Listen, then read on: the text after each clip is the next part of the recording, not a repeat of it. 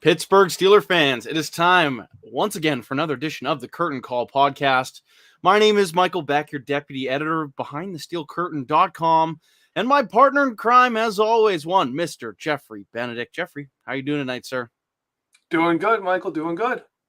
Beautiful. I'm happy to hear that. Of course, there's been some news this week that I think we should probably touch on, to say the least. It seems like every day here, the past week, there's been a list of names getting brought up for the Steelers' soon-to-be vacant general manager position.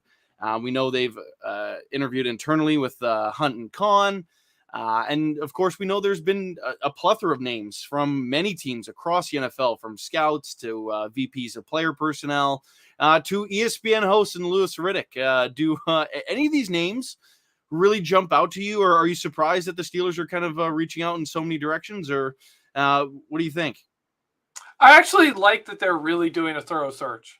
I know the consensus is that they're going to just promote one of the guys from within who's familiar with the systems, been here for the process, already, comfortable working with ownership and Mike Tomlin and all that stuff. But I do like how thorough their search is. I was a little surprised to hear Riddick's name, but it makes sense. And I'm just glad to see they're thinking outside the box, looking around, talking to just basically anyone and everyone. That's how we ended up with Mike Tomlin, is they were interviewing a bunch of people and he just happened to come in and really knock their socks off and win the job. So I'm all for it. As many people as they want to interview, I'm all go.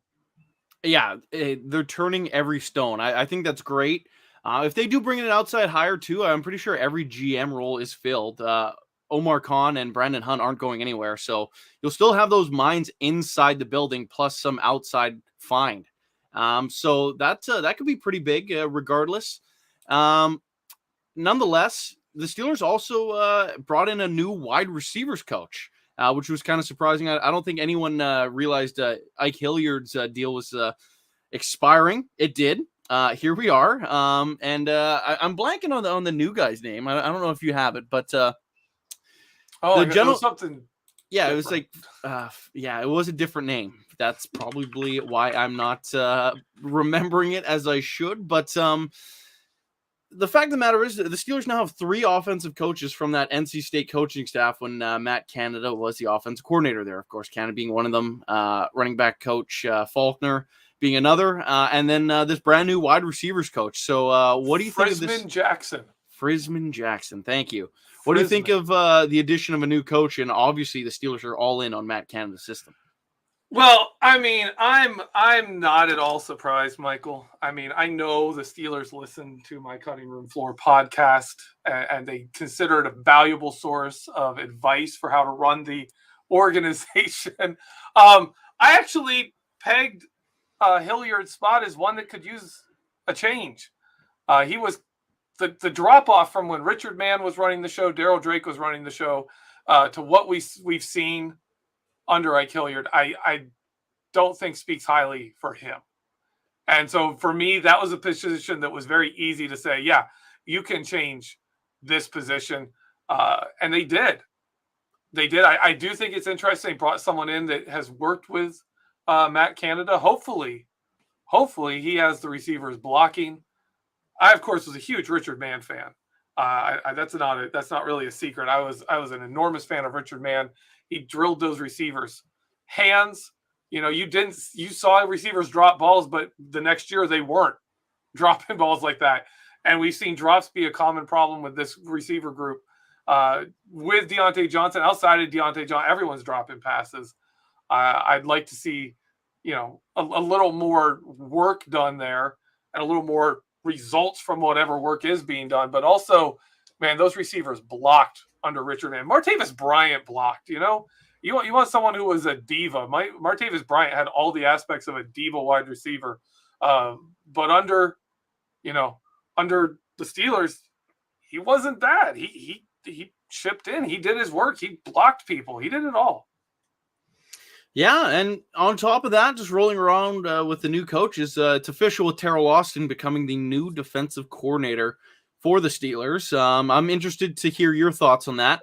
And I know we've talked about it a bunch already, but what are your overall thoughts on Terrell Austin officially becoming the defensive coordinator? I expected it. I think that's why he was brought in. I don't think people realize Keith Butler was with the Steelers before Dick LeBeau joined in 2004 and was likely viewed as the next defensive coordinator at that point. Like he was being groomed to be the next defensive coordinator. Then Dick LeBeau came back and just stayed forever. And then finally they kicked LeBeau out. I think they brought him in with that idea. And to his credit, I mean, 2015 to 2018, the Steelers' coverage schemes were predictable and not very good. They're just kind of vanilla, and they didn't help the they didn't help the cornerbacks out much at all. They helped the other team's wide receivers out a lot. 2019, all that changed. Terrell Austin made a huge impact on this defense. If you're gonna have a Minkah Fitzpatrick, who is a guy that other teams have struggled to find a place for, and then he came and started working for Terrell Austin. Terrell Austin started using some schemes that the Steelers hadn't used, and he had before. Minkah Fitzpatrick took off under Terrell Austin. So if you're going to keep that going, I mean, come on. If you're going to keep Terrell Austin, you're going to keep Minkah Fitzpatrick. If you're going to invest in him, you might want to have the coach that got him, flourishing in the NFL, sticking around. So it made sense to me. My big follow-up for him, though, is what are they going to do for the pass rush? Because the only year his defense has had any decent pass rush was when they had, what was his name? Ndamukong Suh in Detroit.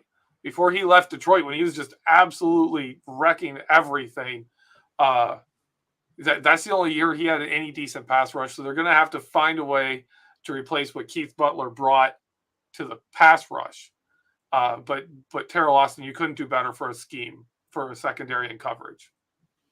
This is actually a pretty interesting thought here in the live chat. 4TL Music Group says Danny Smith should be replaced. Now, of course, he's not going anywhere. That move already would have been made by now. But when it comes to like this offseason and the Steelers replacing coaches, and like when it came to the question of what they should do with their coordinators, to me, the one name I kept going back to is like, it's time for something different on special teams. I don't know how Danny Smith is still like, he's going on like year 11 now, I think, is running the special teams for the Steelers. I think he got there in 2012, if I'm not mistaken. I'm curious, since we're talking about coaches as it is, are you surprised that the status quo has just been maintained with the special teams coordinator? I honestly don't know what his strengths are. I don't know what he brings to the special teams. And punters look real bad here. I know punters are terrible here. This is where punters go to forget how to punt consistently. But I don't know what they judge him by. I don't get it, because like all the easy stuff to see looks bad, but then we judge, Chris Boswell for the kicking game. Maybe he's really good coaching kickers. Maybe Chris Boswell's like, no, dude, this is the guy. Like, this is why I'm this good, is because of Danny Smith. If he's telling that to ownership, then I can understand why Danny Smith's there. That's it. That's got to be it. Is Chris Boswell's just like, you know what, this is my dude. You need to keep him around because he helps me, be better. I don't know. If that's the case, then it makes sense. Other than that, I don't know how you justify keeping Danny Smith. Yeah. Aside from that Bills game when the Steelers, Miles Killebrew and I'm blanking on who the other guy was that combined for that block punt touchdown in week 1. Give me a break, people. That was like 6 months ago now. But aside from that, like, was there any big splash plays from special teams? Like the Steelers' fake field goal against the Browns lost Chris Boswell for a whole game. That was something. Like that's probably drawn up probably by Danny Smith and approved by Mike Tomlin. And it's just like, where are the highlights? Where are the punt return touchdowns? Like Ray McLeod's one of the best returners the Steelers have had. Probably, oh my God, like the Steelers really have never like just kept a pure returner. And he's been the most talented one they've had in some time. And even then, the Steelers don't get splash plays hardly ever from their return units. And then a few times this year, they've got gashed.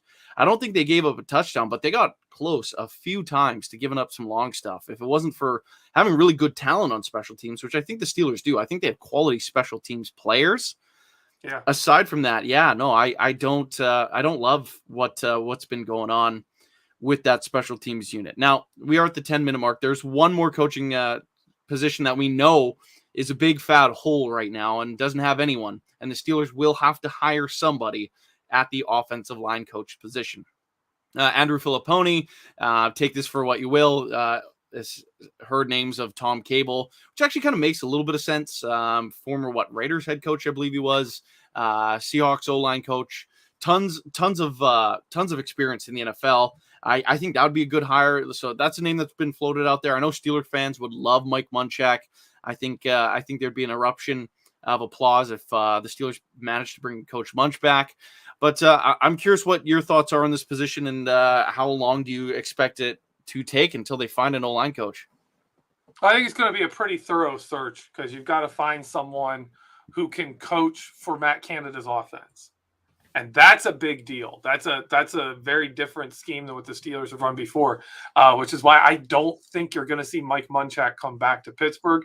I know a lot of Steelers fans would love to see him because of what he did for that offensive line. But what people need to realize is Mike Munchak has always been a very strong pass blocking offensive line coach. When he goes to a team, their pass blocking improves, not their run blocking.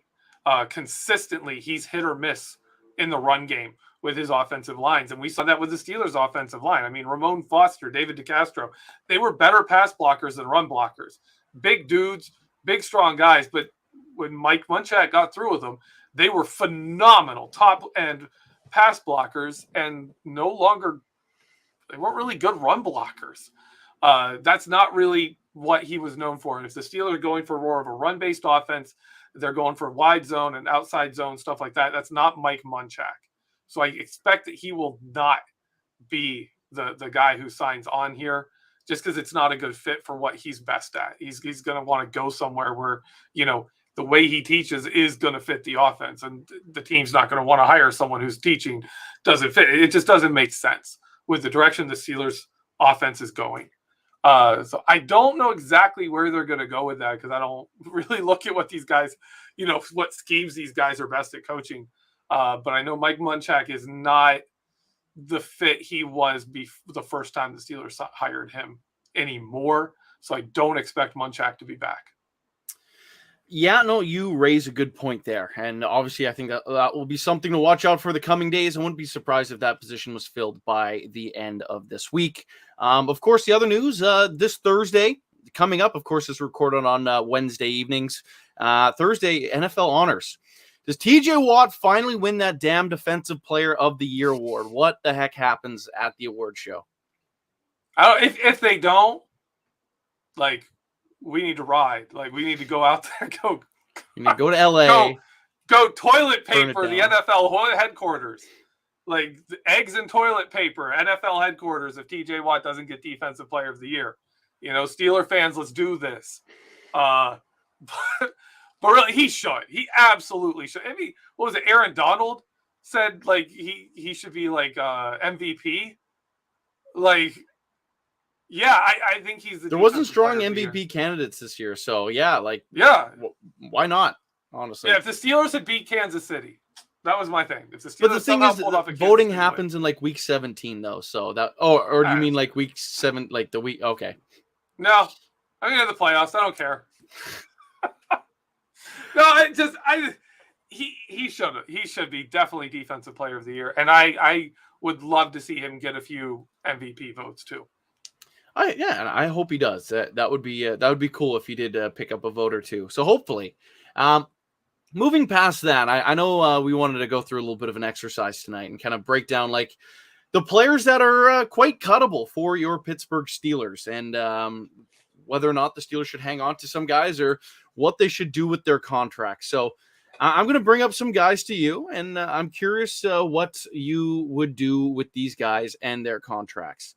Now, first and foremost, Joe Schobert. Steelers acquired him. He has one of the worst contracts in football, as reported by a few media outlets that kind of rank these things. But the Steelers released him. It'd be something like $9.3 million back on the salary cap.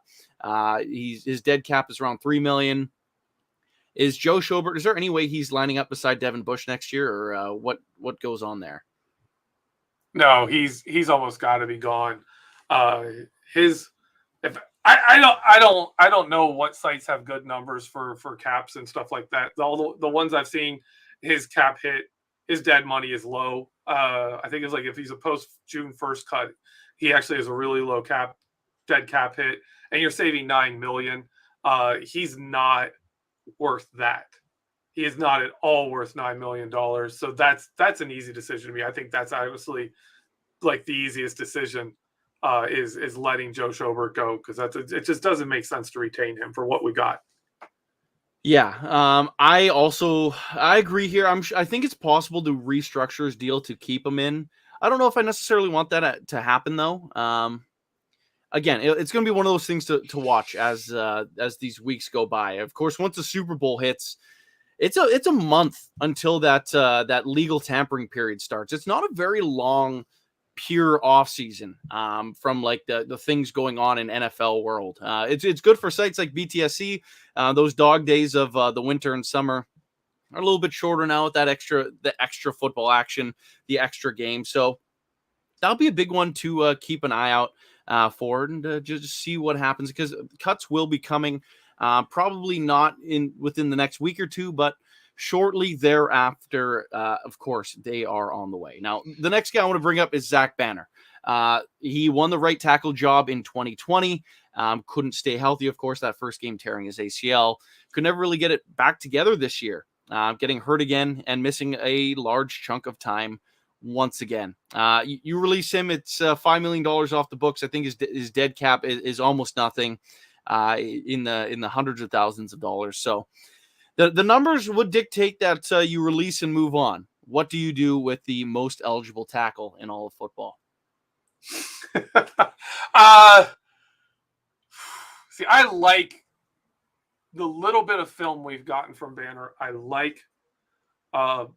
really liked when they signed him. It was a good deal, but yeah, he can't stay healthy. You can't dedicate an extra $5 million to a guy like that. So to me, yeah, that's a cut. That's not even a hard decision, even though I liked the film he put out in the little bit he did play. I liked his preseason work. I really liked his work in week 1 before he went down. I thought he looked really good. So sadly, he's not healthy. And at that, as big as he is, those injuries don't, always heal right. It's just too much force on a repaired, leg. Yeah. So with those injuries too, there are times where you just don't ever get right again. It's just one of those things with these types of injuries. You just don't get fixed. So who knows how this all plays out? Yeah, it will be one to watch again. I think Banner does end up getting released. The Steelers obviously need to spend more money in their offensive line. That's $5 million you can spend on someone else who can actually come in and start. So I do fully expect Banner to be gone. The next player I want to break down, another offensive lineman, another tackle, Joe Haeg, brought in last year. To me, based on compensatory formulas, I thought he was going to be cut before the season even ended. He's back for another year, not affecting the formula any longer. But $2.6 million could be freed up. And again, like $700K on the dead cap if you were to get rid of Joe Haeg, the swing tackle / backup. Is there any way Joe Haeg comes back? $2.6 million isn't that's not a ton of money. I could see Haeg coming back simply because he can play tackle, he can play guard, he can play pretty much everywhere. If the Steelers make a lot of other moves, if you're going to seriously upgrade this position, I think Joe Haeg is a guy you can keep around. So I expect them to keep him around at least through when they start to see the line come together, and I think he could be a cut late in the process. But he's hit or miss for me. It very much depends on what's going on around him. If you do bring in upgrades, then yeah, keep him. I believe Chukwuma Okorafor is under contract still, right? No, he's a free agent. No, that's right. He's a free agent. No, that's what I was thinking. I was going to keep Heg because of that. I was thinking Chukwuma Okorafor. If you let Chukwuma Okorafor go, then you just keep Heg. If you want to bring back Okorafor, then I think Heg is expendable. So he in my opinion is tied to if the Steelers bring back Chukwuma Okorafor. I think for me, what I kind of anticipate happening at tackle, I think Dan Moore gets another shot at that left spot. I think because of how big of a need the Steelers, like they have to upgrade. And I'm sure looking at this past year's draft, they don't want to force a third round rookie into the starting lineup in week 1 right away. I think they release Zach Banner. I think they let Chooks walk, but then they go out and sign someone in free agency. Who that is, I'm not sure. But I don't think that starter at right tackle is on this team. And they'll find it somewhere else. Joe, I think I agree with you. I think in that situation, do you think they keep Heg? Because I would say at that point you're keeping Heg. Yeah, you kind of have to. Like I wouldn't want him to start. Could he be a swing tackle? Maybe. Could he be the backup? Sure. Like it is what it is at that point. We spent a little time on TJ Watt. Of course, he's not going anywhere. I think even if the Steelers did want to release him, which would be dumb, but if they did, it would cost them an extra like $30 million. So it's just not happening the way the contract's set up. But there is another Watt on the roster, and I'm sure there's some people that are curious what to do with old Derek Watt. $2.75 million could be freed up by moving on from the soon-to-be named Defensive Player of the Year's middle brother in Derek Watt. Special teams demon, doesn't hit the field too much as a fullback, but his impact is felt as a special teamer. But is that money too much to be paying to a special teams player / brother of your star and face of your franchise? I don't think it is. For what they would save, I think he's worth letting him play out his contract. Just for me, I think he's worth it for that role. If you cut him, you need a special teams captain, and you still got to go find a fullback. So for me, I'd keep him. Fullbacks don't get used very much, but you still need them. And he brings a lot of value as a special teamer, and he does a really good job in the different ways you can motion and move a fullback around. Finding other players to do that's not the easiest thing. I know people want Connor Hayward. I want the Steelers to get Connor Hayward, bring him out. I think he's one brother to another. Yeah, I think he's a dynamic fit for what Canada does on offense. I think he's a better fit than Derek Watt. He's a guy I would bring in, and I'd keep Derek Watt too. Like I'd have both of them on the roster for a year, and then let Derek Watt go and let Hayward's brother take over. For that role. But I think I think Derek Watt sticks around. Trey Edmonds is stuck around. Why? Like that he sticks around practice squad. That stuff that doesn't make sense. I think they'll keep Derek Watt. I don't think they'll cut him. Yeah. I don't know. Maybe they'll just keep him just so they don't have to go tell TJ they cut his brother and that he's not piss him off. He's not going to see his niece and nephew as much. His 2 nephews, I believe. Anyway. 2 nephews. That's right. Yeah. I do want to bring this up, though, from Brian Brown. It says, might as well cut Derek Watt. The Steelers don't use him anyhow. My argument to that, and I'm sure Jeffrey would back this up, he does a lot on special teams. It's still a third of the game.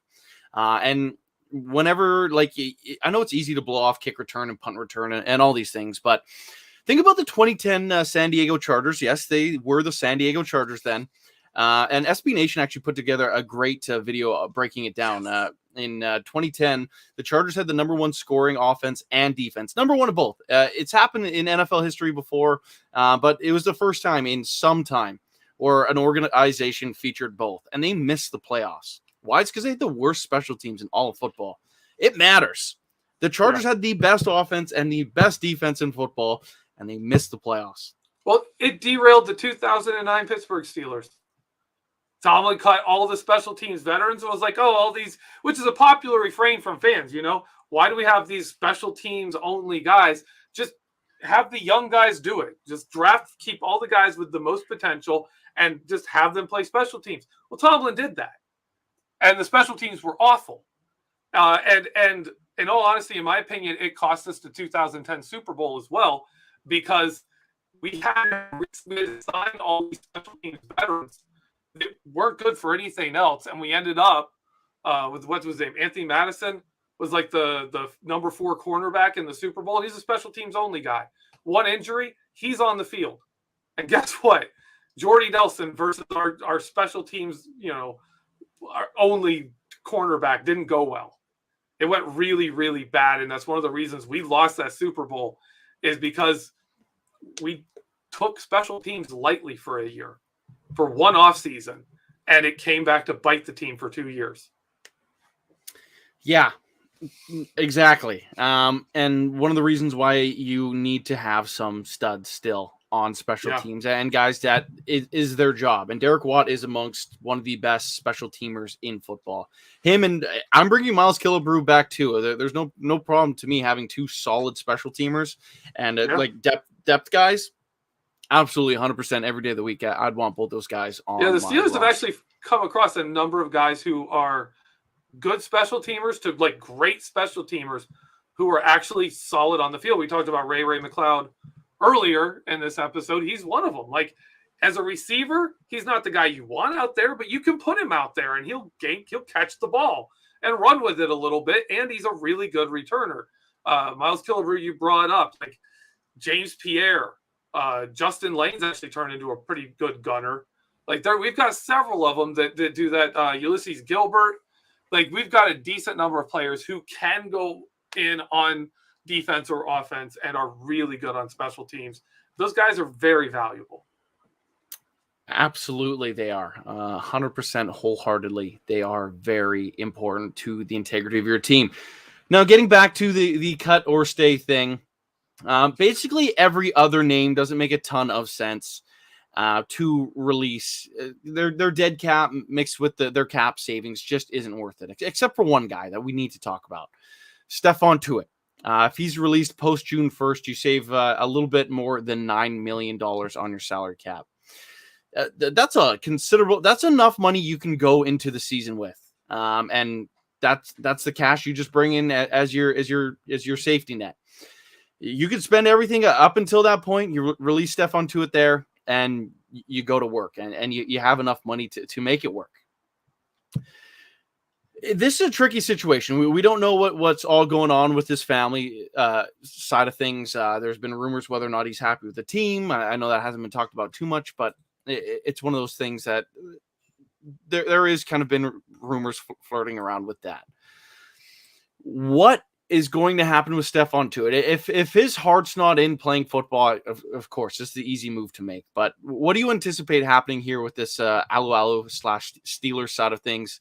And is there any way that he's back in Pittsburgh next year? For Stephon Tuitt, I hope he's back. Like, him and Cameron Hayward have been phenomenal together. I'd love to keep that going. He's also only 28. But my opinion is, if you cut him, you're turning around with that $9 million and you're having to sign someone to replace him. Like, you kind of have to. You can't go through what we went through this season again. You can't roll with just Hayward and Alu as your starters and hope that you draft a guy and hope he's number 3. That's too much age. For me, if Tuitt doesn't come back, and that's on his side, right? Is he in it? Is he ready to play football for the Steelers again? And if not, then you cut him, and you'd have to take that money and sign someone new. I don't think there's any way to do it otherwise. If he can't come back, if he's not going to come back, you need to know, and you need to deal with that.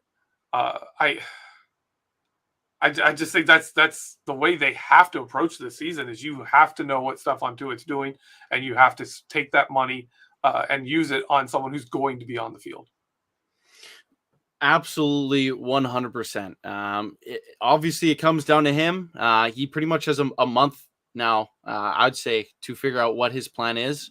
If he's back, hopefully he's in the right shape. And of course, he's one of the better interior defensive linemen in the sport still. So hopefully you get this guy back and you still get some great years out of him. If not, you got to be prepared to make that move. Moving forward, there was one other kind of activity we wanted to do here for the last 15 minutes of the show. And that's talking about the positions the Pittsburgh Steelers have to fix this offseason, the spots that have to upgrade, that have to get better this offseason. Now, obviously, I'm sure a bunch of you, the first thing that pops your mind is quarterback. Oh, the Steelers have to upgrade their quarterback this offseason. Oddly enough, this is one of the spots where I'm like, they don't have to do anything different at quarterback other than Mason Rudolph and Dwayne Haskins. We can get through a year of that if it means fixing the rest of the team that needs to be fixed. Drafting a quarterback and throwing them on the field and getting murdered because the offensive line's terrible, ruining their conference. Is that good for anyone? Is that a wasted first-round pick? Maybe. Really, there are some spots on this team, some fundamental spots that need to be fixed first, to me at least. I know there's people that are going to argue this, but when it comes to that quarterback spot, I think you got to have a little bit of patience here, unless you're certain you're hitting a home run on a franchise quarterback. You can never turn those down. But Mr. Benedict, when it comes to quarterback, I want to hear your opinion. Is it mandatory that the Steelers find someone this year and find someone that's an upgrade to the two guys they already have on roster? I don't know if you have to get an upgrade for necessarily this year, but I do want to point out that Mason Rudolph's contract is for like $4 million. With cutting him saves $3 million, right? $3 million is like Marcus Mariota, Mitchell Trubisky, like those kind of players in that range who we've heard people say, oh yeah, they could come to the Steelers and compete for a job. Basically being like, Mason Rudolph is the kind of quarterback that these guys are. They're clearly not the quarterback you want starting. Mitchell Trubisky, he's not the guy you want to throw into your franchises and be like, this is our new franchise quarterback. That's not the guy. But they're guys who can compete to see who's better. Like, you could throw him in there and be like, well, maybe he beats Mason Rudolph. Or maybe Mason Rudolph has a good offseason and beats him out. Who knows? But that's the kind of, when people are talking about veterans, we're talking about bringing guys that are on Mason Rudolph's level. Dwayne Haskins just got a $2.5 million, like he's going to get the original round tender, $2.5 million. Like, this is the range we're talking about. You bring in the guys that are being rumored veterans to come in. Even the one I'd like to see, Jacoby Brissett coming off injury, like he's that same category. They're not upgrades. They're a chance to compete to see who can be, borderline the worst starter in the NFL. Who can be that guy, a bridge quarterback. So for me, I'm not investing the money to bring in a free agent. I'm not doing that. I'm not spending a bunch of money on this position. I'm not trading a bunch of draft picks to get somebody who already has a big contract. For me, it's draft. If the right guy falls to you, pick him up, and have guys that can give him time to develop. And I think that's going to be Mason Rudolph and Dwayne Haskins fighting it out for that role. I agree. So basically, I agree with you, Michael. I feel like that's how it probably plays out. If the Steelers can't get the quarterback in the draft they want, I don't think they go anywhere outside this roster, because really, why waste money on a spot that you're going to get the same level of production out of anyway? But moving on here, the center position. Do the Steelers need to upgrade? Is Kendrick Green, who lost his job to I don't know, J.C. Hassenauer? Is either of those two guys okay to start at center for this team next year? No, they are not. They are not okay to start on this team. I like J.C. Hassenauer. I was impressed with how much he improved from year 1 to year 2, but he doesn't fit what the Steelers want to do. Like, the Steelers need more mobility from the center. Hassenauer, even when he played well, was seriously limited what the Steelers could do on offense because of his lack of mobility. He's more of just a kind of a mauler in there. He's a scrapper. He's not really an athlete. He's not really a power guy. He's just scrappy. So there was a lot they just couldn't do with him in there. Kendrick Green obviously has the mobility to, fail at blocking people in whatever scheme you want to put him in. He can get to him. He just wasn't blocking them. I'm all for keeping Kendrick Green. I want to throw out here something real quick. Any of the guys, I hear people talk about, like, we got to get rid of Anthony McFarland Jr. We got to get rid of Benny Snell. We got to get rid of Kendrick Green. These guys, almost all of them, if they're on their rookie deal and they're not a first-round pick, most of those guys, if you cut them and replace them with a veteran minimum contract, you haven't saved money. So, like, the Steelers are not going to cut Kendrick Green.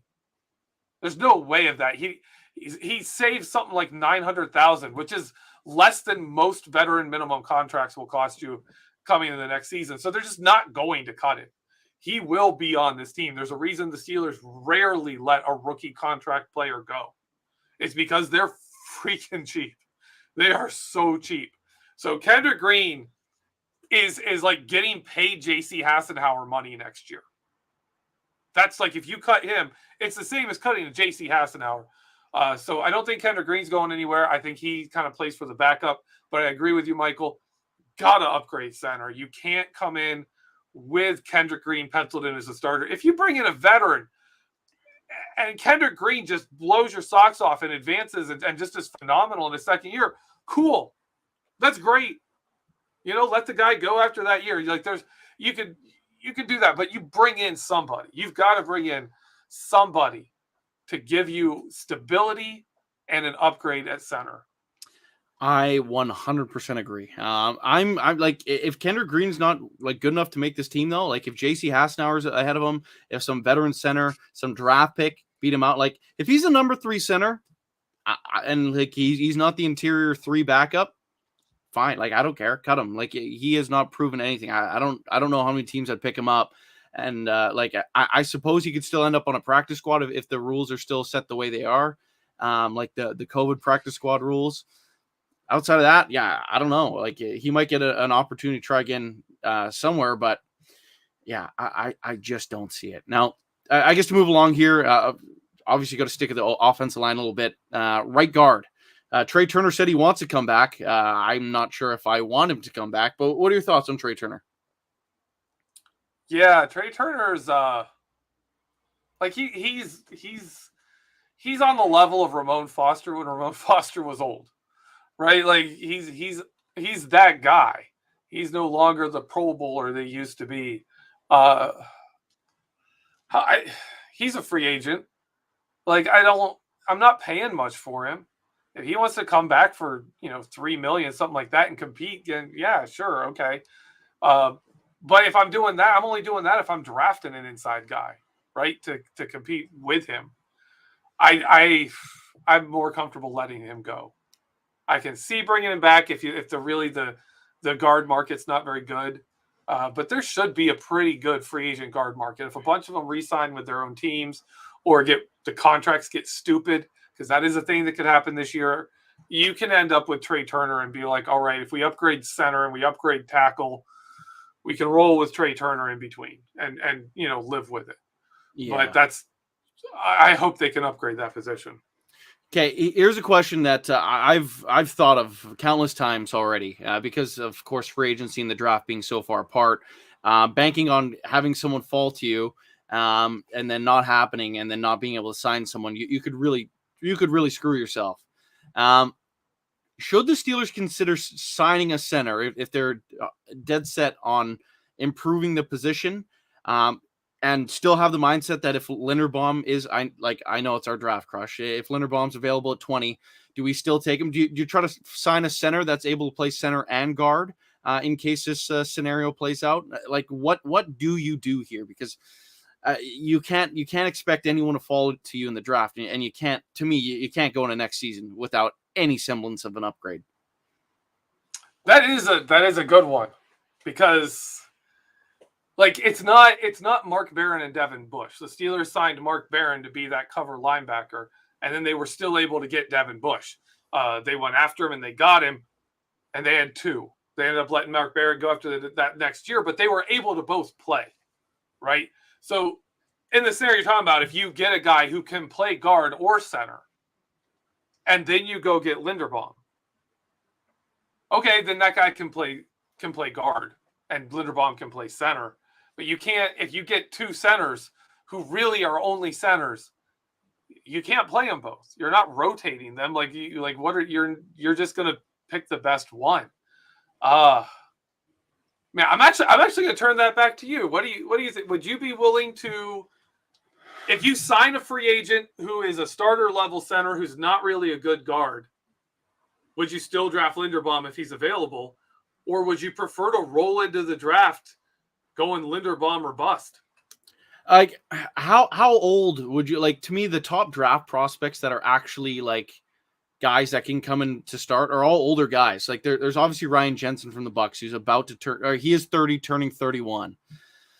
If you landed him to a 4-year deal, like the first 2 years, I'm sure you'd get some great center play, and then it'd tail off the last 2. I'm sure that's probably how it would play out.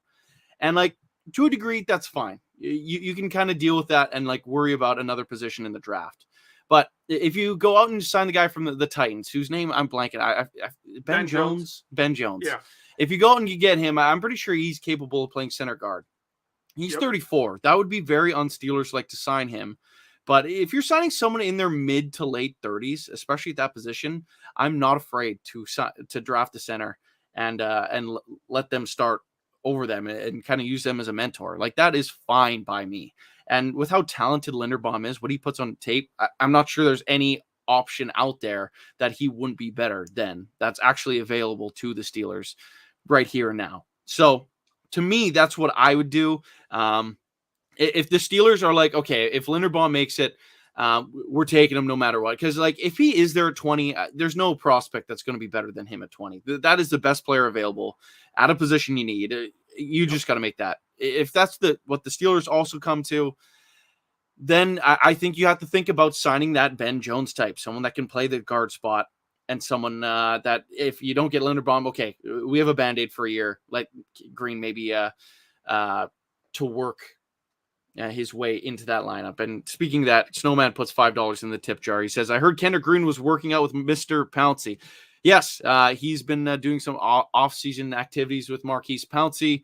Like that's great. Like I'm glad he's working out with some guys with especially someone that like knows the Steelers system and things like that. Like that's awesome. Like I'm happy he's doing that, but he has some fundamental issues with his game. He doesn't need to get any stronger. I don't even know if he needs to get any quicker.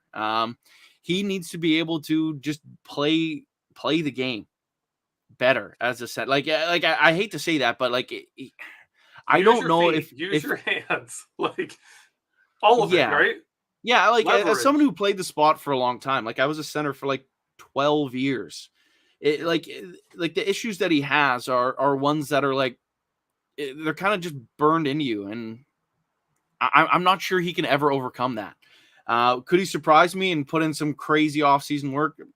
Maybe. I really doubt it, considering like how much football I've watched. I would be shocked if Kendrick Green made himself into anything, at least with the Pittsburgh Steelers. Maybe if he went into some other scheme, maybe he'd be better, but I really don't see it, especially as a center. I know a lot of people are saying like, oh, flip him to guard. Like I would be willing to let him try to play guard, but I think some of those issues may still be there. So I'm more than willing to look another direction. Now we are coming. If you look at the Steelers guards that they use, like DeCastro, all of they're freaking huge. They're the biggest guys. Massive. Kendrick Green is small for a center. Like Like I know Linderbaum is technically like undersized, but Green is still a lot smaller than him. And go look at Linderbaum's tape. He buries. He makes people pay for having to line up against him. It's like, oh, you wanted to play college football and you wanted to play against me? I'm going to make your life miserable. He is a beast. There's a reason why I want him so damn bad. He is on the level of Marquise Pouncey, who is also undersized. The Steelers can survive with an undersized center. Kendrick Green is not survivable. Sorry. That's just the way the cookie kind of crumbles here. I know we really didn't get to the defensive side of the football. We kind of talked on right tackle earlier, and we are kind of getting to the end of our show here. But just sticking with offense, and we can talk about defense next week when we start talking about college football players after the Super Bowl. But offensively, are there any other spots the Steelers must upgrade this offseason? On offense? No.